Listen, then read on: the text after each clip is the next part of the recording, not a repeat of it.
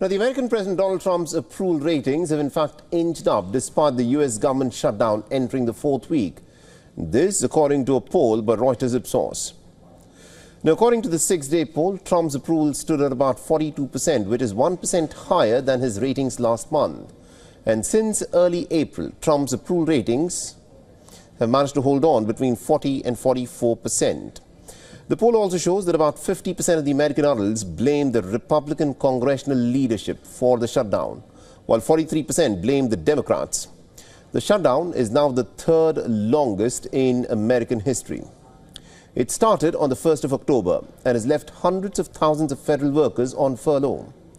Now, both the Republicans and the Democrats have blamed each other for the shutdown, and the Democrats have said that they won't back the legislation until the Republicans agree to extend the expiring health insurance subsidies. A Senate vote on Monday evening on a House passed the resolution failed for the 11th time to reopen the government. Speaker Mike Johnson has vowed to keep the House closed until the shutdown ends.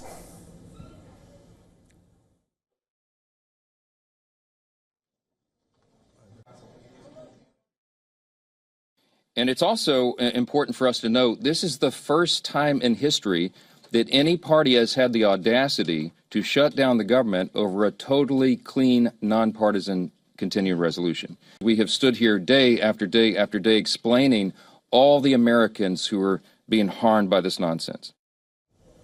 All right, now joining us on the broadcast, we've got our correspondent Susan Tehrani, who's joining us live from New York. Susan, give us a sense of what the impact of this prolonged shutdown has been, and also paradoxically in this Reuters Ipsos poll, Donald Trump's rating seems to have gone up during this shutdown.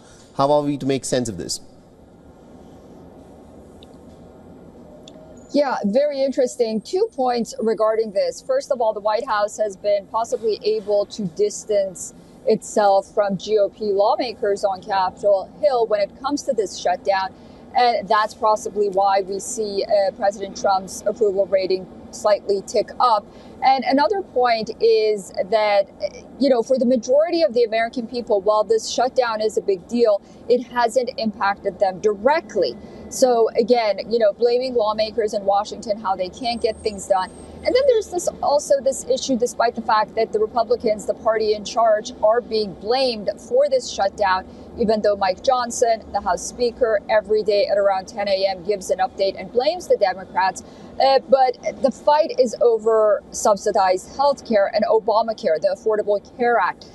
Upward of 70% of those who are enrolled believe that that is still very expensive. So, these may be factors why the president hasn't been harmed in the polls, but the majority of Americans blame Republican lawmakers. But nonetheless, it appears that this shutdown is going to be ongoing. Another vote is expected tomorrow, Wednesday.